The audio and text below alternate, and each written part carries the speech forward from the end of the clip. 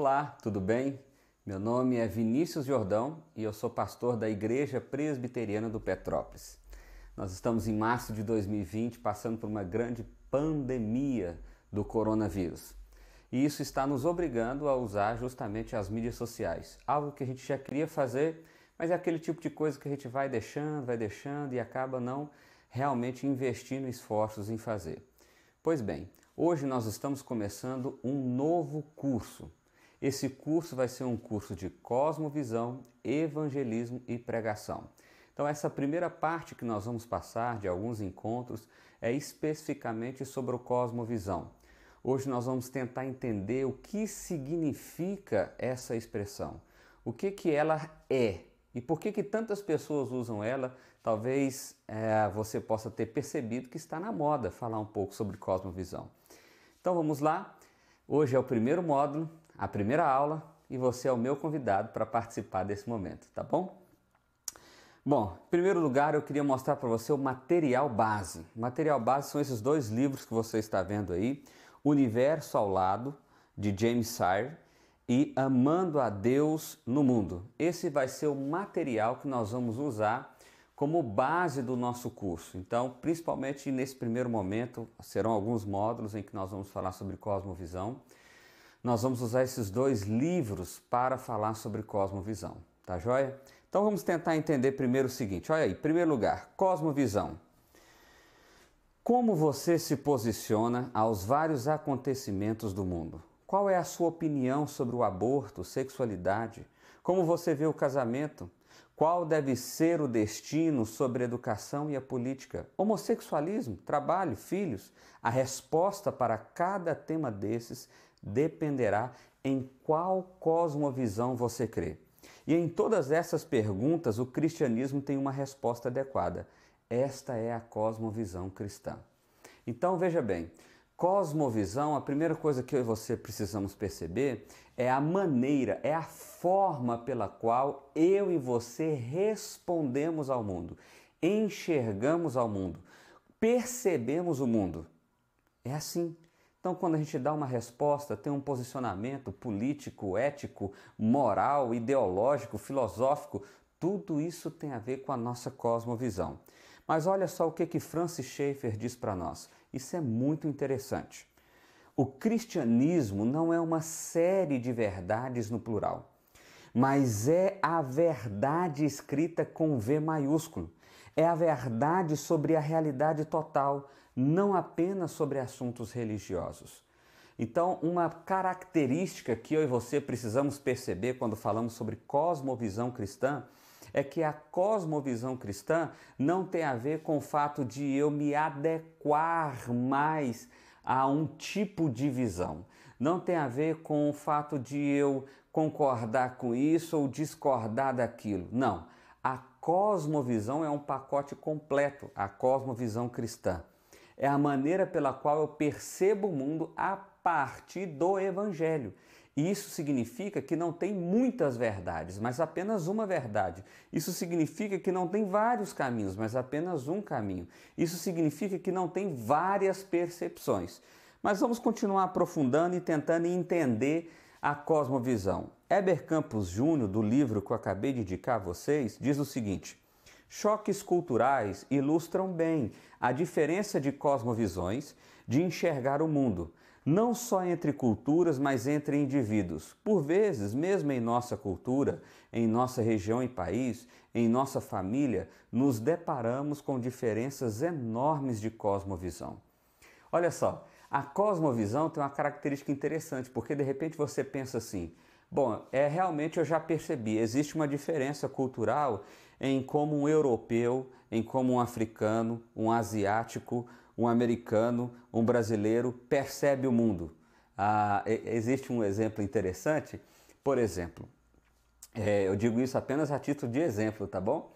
Certa feita eu tive o privilégio de fazer um curso ali na Presbiteriana Perímeter, em Atlanta, e nós fomos almoçar com um grupo grande de pessoas. E era um grupo não tão grande, um grupo de umas 14 pessoas. Nós chegamos num restaurante E o americano, a gente que é brasileiro, que é mais despojado, que chega falando, fazendo e andando e bom de improviso, nós chegamos lá em 14 pessoas, o restaurante estava vazio e o garçom nos perguntou: quantas pessoas são? São 14. Ele: só um minutinho. Esse garçom demorou mais de 10 minutos para retornar. E a discussão que a gente teve ali enquanto esperávamos, enquanto estávamos conversando, alguém disse assim: rapaz, sabe o que está acontecendo? O restaurante está vazio, mas esse garçom não sabe como receber 14 pessoas, eles não têm mesa para isso. Então isso fugia do protocolo dele. Provavelmente ele estava indo buscar ajuda, auxílio, orientação de como acomodar essas 14 pessoas. Veja, isso faz parte de uma maneira de ver, de uma maneira de perceber. Mas essa diferença de cosmovisão, ela não tem a ver só com a questão da cultura. Ela tem a ver também com questões regionais, locais, familiares. Perceba, dentro da mesma família podem existir pessoas que pensam de forma antagônicas, completamente diferente, enxergam o mundo de forma diferente. De maneira que a cosmovisão é uma maneira que cada um de nós vê o mundo a partir não só de influências culturais, sociais, regionais, familiares, mas é um conjunto disso tudo, como nós vamos aprofundar agora. Vamos ver o que James Sire fala sobre isso, também do livro que eu disse para vocês que seria a nossa base aqui. Ele diz o seguinte: essa é a razão pela qual muitas vezes é tão difícil a comunicação e a compreensão mútua para pessoas de visões de vida diferentes. A diferença de cosmovisões pode produzir tantos atritos relacionais, intelectuais, religiosos, que precisam ser mais conscientes do que significa uma cosmovisão. Aqui a gente entende uma coisa muito legal. Para você que é casado e está vendo esse vídeo, você já deve ter percebido que o seu cônjuge, se você tem pouco tempo de casado, isso é mais real, tem uma visão diferente do mundo. Aliás, alguém já disse o seguinte: casamento é difícil porque é você pegar duas pessoas que foram criadas de maneira diferente, que percebem o mundo de forma diferente, e agora essas duas pessoas vão viver no mesmo lar, em tese tendo o mesmo objetivo. Mas por que existem os conflitos? Porque os objetivos não são os mesmos. E por que eles não são os mesmos? Porque a maneira de ver o mundo, a sua cosmovisão, não é a mesma. Pastor, mas existem cristãos, eu sou casado com um cristão, então a gente vê o mundo a partir do Evangelho. Será mesmo? Será mesmo que o Evangelho é o guia para cada passo, para cada maneira de perceber o mundo? Nós vamos aprofundar um pouco mais sobre isso e por isso a gente vai gastar um tempinho aqui hoje sobre as definições de cosmovisão. A primeira definição que eu quero trazer para você é de James Sire. Ele diz o seguinte: uma cosmovisão é um comprometimento, uma orientação fundamental do coração, que pode ser expressa com uma história ou um conjunto de pressuposições. O que é pressuposições? Hipóteses que podem ser total ou parcialmente verdadeiras ou totalmente falsas, que detemos consciente ou subconscientemente, consistente ou inconsistentemente, sobre a constituição básica da realidade e que fornece o alicerce sobre o qual vivemos, movemos e possuímos nosso ser. Então veja bem, o que James Sire está dizendo aqui para nós? Ele está dizendo o seguinte: a cosmovisão é a maneira que o meu coração, que eu como pessoa, como ser, me comprometo em ver, em perceber, em viver o mundo, em viver a realidade do mundo. É o que guia o meu coração, é o que guia os meus desejos, é o que guia as minhas vontades. E por isso ela pode ser expressa através de uma história, existe um contexto, que ela é total ou parcial, ou ela pode ser também vivida por meio de hipóteses, que pode ser verdadeira ou pode ser falsa. Você já percebeu pessoas que são absolutamente teimosas, que dizem assim: não, eu acredito que é assim, pronto e acabou. Você, gente, mas não é possível que essa pessoa não está vendo a realidade. Ela não está vendo a realidade porque ela e qualquer outro só consegue enxergar o mundo a partir da cosmovisão que ela está comprometida em ter. Deixa eu me dar um exemplo bem claro disso aqui. A gente vive hoje num momento de polarização muito grande entre especificamente ideologias socialistas e ideologias capitalistas. Ou você poderia dizer esquerda, direita, ou coisas nesse sentido. E às vezes você percebe um lado falando sobre determinado assunto ou determinada pessoa e você diz, essa pessoa não consegue ver a realidade. E o outro lado, a mesma coisa. É porque para aquela pessoa, a partir daquela cosmovisão que ela desenvolveu e tem, aquilo é real. Mas não necessariamente é real. Pode ser uma hipótese totalmente falsa. E outra coisa, às vezes a gente desenvolve uma maneira de ver o mundo que é consciente, mas também tem formas disso acontecer inconscientemente. Nós vamos aprofundar isso mais para frente. Deixe-me passar mais uma cosmovisão ou mais uma definição para você de Ronald Nash. Ele diz o seguinte: uma cosmovisão é, portanto, um esquema conceitual que contém nossas crenças fundamentais.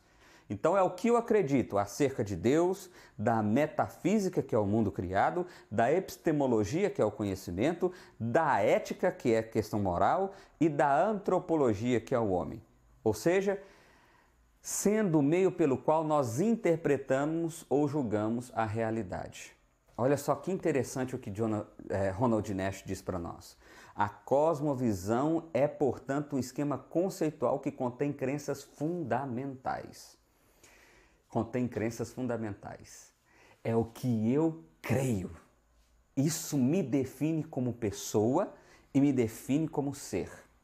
Aqui eu preciso trazer uma definição interessante, que depois a gente vai repetir isso mais para frente, mas a cosmovisão não é algo de fora para dentro. Sim, eu recebo informações e isso me faz perceber o mundo, mas a maneira que eu encaro o mundo é algo de dentro para fora, então é algo que está dentro de mim. É algo que me define como ser, como pessoa, como conceito do mundo. Vamos para mais uma definição. Essa eu não vou ler ela toda, mas Walsh e Richard Middleton, eles dizem o seguinte: não são sistemas de pensamentos como teologias ou filosofias. A primeira coisa que você precisa perceber, o que não é cosmovisão? Cosmovisão não é um sistema de pensamento. Teologia, filosofia, ideologia política? Não, não, não, não. Vamos voltar para o texto, olha só o que ele diz. Pelo contrário, cosmovisões são estruturas perceptivas, são formas de se ver. Uma cosmovisão nunca é meramente uma visão da vida, é sempre uma visão também para a vida. Uma cosmovisão, então, proporciona um modelo de mundo que direciona seus adeptos no mundo. Ela estipula como o mundo deve ser e assim nos adverte a respeito do modo como seus partidários devem se conduzir no mundo. Então, uma pessoa, quando se torna adepta de uma filosofia, de uma teologia, de uma ideologia, é porque antes ela tem uma cosmovisão que faz com que ela seja adepta a isso. E aí, meu irmão, a gente tem um grande desafio, um desafio assim, monstro, que é: se a cosmovisão, conforme Francis Schaeffer diz, não é uma variável de visões, não é muitas verdades, ou não são muitas verdades, mas é apenas uma verdade, então isso aqui é extremamente desafiador. Porque perceba, um cristão, ele é cristão. Calma, nós vamos chegar lá, nós ainda estamos a definições. Vamos caminhar para mais uma definição. Albert Walters, ele diz o seguinte: para os nossos propósitos, cosmovisão será definida como a estrutura compreensiva de crenças básicas que uma pessoa sofre sobre as coisas. Então, cosmovisão é uma questão de experiência diária da humanidade, um componente inescapável de todo o saber humano e, como tal, é não científica, ou melhor, visto que o saber científico é sempre dependente do saber intuitivo da nossa experiência diária, ele é pré-científico por natureza. Ela pertence a uma ordem de cognição mais básica do que a ciência teórica. O que ele está querendo dizer aqui, vou tentar simplificar o máximo possível, então me perdoe se ficar muito simplista, mas é o seguinte: a experiência, porque a ciência ela é sempre experiência, eu preciso analisar o fato para chegar a uma conclusão, então ela é sempre algo que eu analiso a partir de algo que aconteceu, ou de um material, de algo palpável, real, visível. A cosmovisão não é assim. A cosmovisão, ela é pré-científica, ela está dentro de mim, ela é interna. Como eu disse agora há pouco, ela não é externa, mas ela é interna. Vamos caminhar mais um pouco, isso vai ficar mais claro. Agora com Philip Ryken, ele diz o seguinte: cosmovisão, ou visão de mundo e vida, como algumas pessoas dizem, é a estrutura de entendimento que usamos para compreender o mundo. Tá bom, só até aí. Olha só, a cosmovisão é a forma que eu e você enxergamos o mundo. Eu espero que até aqui isso tenha ficado claro para você. Nós estamos repetindo vários autores, fazendo a leitura aqui de várias citações, para deixar muito claro para você a definição de cosmovisão, porque há uma confusão. Tem pessoas que pensam que quando se fala de cosmovisão é adotar um tipo específico de filosofia. Não é. O que nós estamos dizendo aqui é que cosmovisão é a definição de uma pessoa sobre como ela entende o mundo, sobre como ela percebe o mundo, sobre como ela enxerga o mundo. E isso vai gerar ações para com ela, ações para com ela. Então aqui eu quero mostrar para você 7 perguntas que te ajudam a definir a sua cosmovisão. Olha só quais são elas. 7 perguntas para identificar a cosmovisão. Primeiro, o que é realidade? O que é fato para você? Isso aqui é bem interessante. Existem pessoas que acreditam, por exemplo, em extraterrestres. Isso é um fato, isso é real. Existem outras que não. Por que isso acontece? O que levou essa pessoa a essa conclusão? Então, perceba, isso é como eu enxergo o mundo. O que é fato para você? Segundo, qual a natureza da realidade? Isto é, do mundo da nossa volta. Como que veio a existir o mundo? Foi criado? Evoluiu? Como ele evoluiu? Por que nós vivemos numa sociedade assim? É organizada? É desorganizada? Eu começo a perceber a natureza da realidade em que eu estou inserido. Isso define ou ajuda a definir a minha cosmovisão.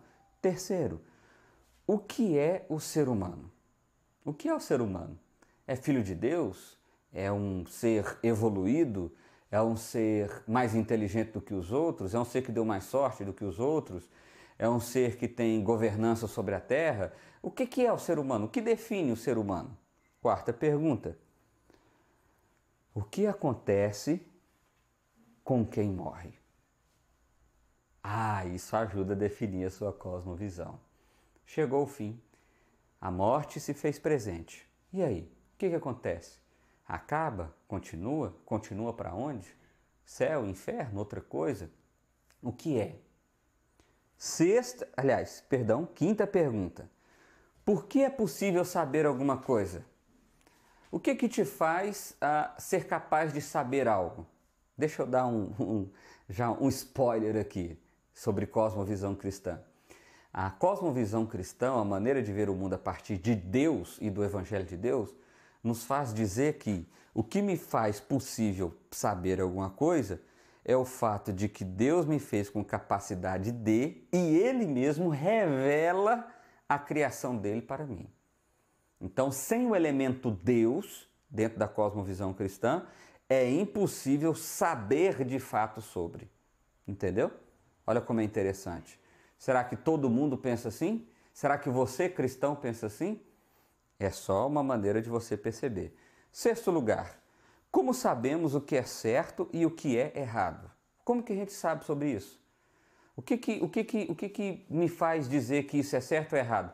E olha, existem muitos cristãos, quando a gente faz esses fóruns de perguntas, aquele Instagram de pergunta e resposta, a maioria das perguntas elas são: pastor, pode isso? Pode aquilo? Não pode? Pode? Você está entendendo? Parece um conflito moral, um conflito ético entre pessoas. E eu estou dizendo também de pessoas cristãs, obviamente. Por quê? Será que ela sabe, ou essa pessoa, ou qualquer outra, sabe o que define certo e errado? Isso, quando eu respondo isso ajuda a identificar a minha cosmovisão. E meu irmão, talvez você é cristão, está vendo esse vídeo e está pensando: rapaz, eu estou achando que eu não sou crente, não. É bem possível que haja passos para que você dê. E o objetivo desse curso é justamente isso. Isso ajuda a fazer uma identificação do seu coração e também ajuda a você dar passos para construir um cristianismo alicerçado, forte. Sétima e última pergunta. Qual o sentido da história humana? Eu acho que essa é aquela pergunta de $1 milhão, né? É a pergunta que os filósofos fazem desde a época pré-socrática. Aliás, a filosofia nasceu para responder essa pergunta. Por que nós estamos aqui? Para onde nós estamos indo? Por que nós existimos? Então, perceber e entender essa pergunta também me faz entender qual é a minha cosmovisão. Eu quero terminar essa parte falando sobre conflitos de cosmovisão, para você entender como isso é importante. Olha só, em Atos 17, conta a história de Paulo pregando em Atenas. Olha só como é importante você saber sobre cosmovisão para ser capaz de comunicar o evangelho com alguém. Paulo está em Atenas, Paulo está andando por todos os lados e existem templos de toda a variedade lá. E o que ele percebe é que dentre esses templos, parece que o pessoal de Atenas estava tão preocupado em adorar todos os deuses que tinham lá, assim, ao Deus desconhecido. Pois bem, Paulo começa a debater e discutir com dois grupos de pessoas chamados de estoicos e epicureus. E os estoicos e os epicureus, eles têm valores diferentes. Olha só o que está aí no slide. Os estoicos, eles veem Deus como uma força impessoal, uma espécie de panteísmo. É como se Deus fosse a soma de todas as coisas. Então, o Deus, ele se manifesta, ou ele é um espírito presente na árvore, nas pessoas, nos animais e por aí vai. Eles também acreditam num contentamento interno, isso falando dos estoicos. Ou seja, felicidades para eles, ou buscar a paz para eles, era uma reclusão, era uma espécie de achar o meu homem interior, entendeu? E eles também diziam que não existe vida após a morte. Para eles, morreu, acabou. Não tem vida após a morte. Fim. Paulo está conversando com essa galera e essa galera enxerga desse jeito. Agora olha só os epicureus. Os epicureus acreditam em vários deuses. Tem Deus disso, Deus daquilo, Deus de tudo que é sorte, tudo que é forma. Eles acreditam que o funcionamento do mundo é mecânico, ou seja, já tem uma espécie de ordem natural que faz com que o mundo funcione e os deuses não influenciam muito nisso. Então não existe um Deus assim, rei, majestoso, que põe limites ou determina ou faz acontecer. Não, já existe um funcionamento mecânico e natural do mundo. Eles também dizem que a vida é uma vida sem sentido. A vida é a vida sem sentido. E eles também, ou seja, não tem por que existir e por causa disso eles acreditam que a morte, ela é o fim de tudo. Ela é o fim de tudo. E prazeres para eles era justamente o prazer externo. É o hedonismo. Ou seja, eles acreditavam que o fato de eu entregar aos desejos da minha carne, isso me faria ter prazer. Bom, por que eu estou destacando e dissecando isso aqui para você? É claro que aqui está muito simples, tá, meus irmãos? Não estão fazendo análise exegética, nem nada nesse sentido. É apenas para você perceber a cosmovisão. Então, Paulo tinha uma forma de enxergar o mundo, os estoicos tinham uma forma de enxergar o mundo e os epicureus tinham outra forma de enxergar o mundo. Agora, faria sentido Paulo pregar para esse povo a respeito da lei de Moisés, ou a respeito do pai Abraão, Isaac e Jacó, os patriarcas, né, da fé, ao chamado do rei Davi, a promessa do Messias desde lá de Gênesis 3, isso não faria sentido nenhum. Porque para aquelas pessoas que não acreditam em nada disso, que não têm percepção do mundo nesse sentido, trazer essa maneira de ver o mundo a partir dessa realidade histórica, de promessa, de criação, não faz sentido. Então, o que Paulo argumenta? Paulo argumenta assim, olha, eu creio num só Deus, um só Deus. Esse Deus, ele é criador de todas as coisas. Esse Deus foi quem criou o homem e a esse Deus não tem nada que o homem possa fazer para agradá-lo. Não tem como, porque Ele é perfeito. Ele não habita em templos feitos por mãos humanas. Ele é um Deus absolutamente santo. Ele desconstrói a realidade de divindade que existia na cabeça desses dois grupos aqui. A única coisa que eu quero trazer aqui para você, nós não vamos aprofundar no texto, é só para você perceber que existe uma diferença de comunicar o Evangelho a partir de com quem eu estou falando. Paulo entendia isso muito bem. Paulo então faz uma argumentação diferente dos estoicos para os epicureus. Por quê? Porque ele entendia que aquelas pessoas percebiam o mundo de uma certa forma. Ele sabia que existia uma cosmovisão diferente da deles. Para que ele pudesse convencer acerca do Evangelho, ele tinha que usar argumentos que fariam sentido para a realidade de quem estava ouvindo.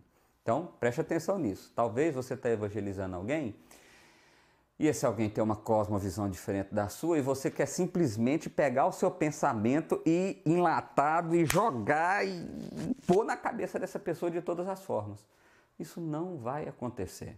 É claro, existe o elemento do convencimento pelo Espírito Santo de Deus, mas existe também a nossa inteligência e capacidade de leitura. Isso faz com que eu tenha argumentos para falar sobre o Evangelho. Olha só, outro conflito interessante que acontece, esse já lá em Gálatas. Olha só, Pedro precisou mudar seus conceitos de reino e missão de Cristo, expandir seu entendimento da intenção do seu coração e compreender melhor a liberdade que temos em Cristo. Pedro já havia sido desafiado pelo Senhor a entender que os gentios fariam parte desse comissionamento da pregação do Evangelho. Pedro já estava claro isso ali para ele já tinha entendido isso. No entanto, quando a gente vai lá para Gálatas, acontece uma situação. Pedro tem um conflito interno de cosmovisão. Então, olha só, existe o conflito externo, que foi o caso de Paulo, dos epicureus e dos estoicos, mas existe um conflito interno. Pedro era judeu, foi criado dentro da cultura judaica, ele entendia que sentar com os gentios à mesa era sentar com os impuros, isso não era certo, era contra a lei, comer carne de porco era contra a lei, então existe uma série de ritos e práticas que ele entendia que era contra a lei. Foi assim que ele foi criado, foi assim que a cosmovisão dele foi formada. Mas quando ele se torna apóstolo, Jesus vai aos céus, assunto aos céus, e se revela depois a ele, dizendo, olha, para pregar para os gentios também. E aí tem aquele acontecimento maravilhoso, mas lá na Galácia, Paulo está lá com Pedro, eles estão pregando o Evangelho, e de repente chega um grupo mandado por Tiago de Jerusalém, um grupo de judeus. Pedro parece que viu aquela cena e teve um conflito de cosmovisão e ele começou a pensar, e agora? Ele se levanta da mesa onde estavam os gentios, onde ele comia, bebia, conversava, e vai sentar com os judeus como se os gentios fossem imundos. Paulo então repreende ele e fala, você está querendo colocar um peso sobre esses homens que você mesmo já não tem. Percebe? Pedro entendia que os gentios agora faziam parte do povo de Deus. A questão não era mais nacionalizada, ela não era mais judaica. Pedro entendia que Jesus tinha morrido na cruz, pagado por todos os pecados e que não existia lei mais para condenação. No entanto, mesmo adulto, mesmo experiente de ministério, ele teve um conflito. E aquela cosmovisão antiga dele veio à tona e sobrepôs a nova cosmovisão do Evangelho. E isso acontece comigo e com você o tempo inteiro. Por isso é tão importante a gente perceber qual é a nossa cosmovisão. Qual é a nossa cosmovisão? Qual o objetivo, então, desse curso aqui? O objetivo é o seguinte: recusar a adotar uma cosmovisão explícita acabará sendo por si uma cosmovisão, ou pelo menos uma posição filosófica. Ou seja, eu não vou ter cosmovisão nenhuma, não quero cosmovisão. Vai, isso já é uma cosmovisão. Eu não quero nenhuma, isso já é uma maneira de ver o mundo. Olha só o que continua dizendo o texto. Em suma, fomos pegos. Enquanto vivermos, viveremos a vida examinada ou a vida não examinada, de forma que você, querendo ou não, pensando sobre isso ou não, você viverá com base em uma cosmovisão. Nosso objetivo é aprendermos a discernir a nossa cosmovisão e alinharmos a nossa cosmovisão com o Evangelho de Jesus Cristo. Então, o grande objetivo dos nossos encontros é esse. Começar a discernir qual é a minha cosmovisão. Às vezes a gente diz com tanta ênfase, com tanta força, com tanta vontade, eu sou um cristão, eu vivo para a glória de Deus, eu vivo o Evangelho de Jesus. Mas de repente isso não é real, porque a sua cosmovisão não é essa. Quantas vezes, amados irmãos, eu já estive num aconselhamento como pastor, sentado com uma pessoa dizendo para ela, olha, o que você está falando, o que você está pensando, a maneira que você está querendo fazer, ela não é bíblica. A Bíblia é clara quanto a esse assunto. Olha isso, olha isso, olha isso. E a pessoa diz assim, pastor, eu não concordo não. Por que ela não concorda? Não é porque ela não teme a Deus, não é porque ela não entendeu o Evangelho, é porque ela ainda não desenvolveu uma cosmovisão do Evangelho. Ou seja, ela sabe que Jesus morreu na cruz, ela sabe dessas realidades, mas o entendimento do mundo a partir do Evangelho ainda não está claro, maduro. Então, o grande objetivo nosso aqui é desenvolver uma cosmovisão cristã. E às vezes nós vamos ser confrontados, muitas vezes, com o que pensamos e com o que o Evangelho nos apresenta. Esse é o nosso objetivo. Eu espero que você tenha gostado dessa primeira aula. Não esqueça, toda semana nós vamos estar postando uma nova aula, um novo encontro aqui reservado, tá bom? Se você estiver vendo esse vídeo depois de muito tempo, aproveite dele. É um curso completo para o seu crescimento. Deus abençoe sua vida. Até o nosso próximo encontro. Um grande abraço e tchau.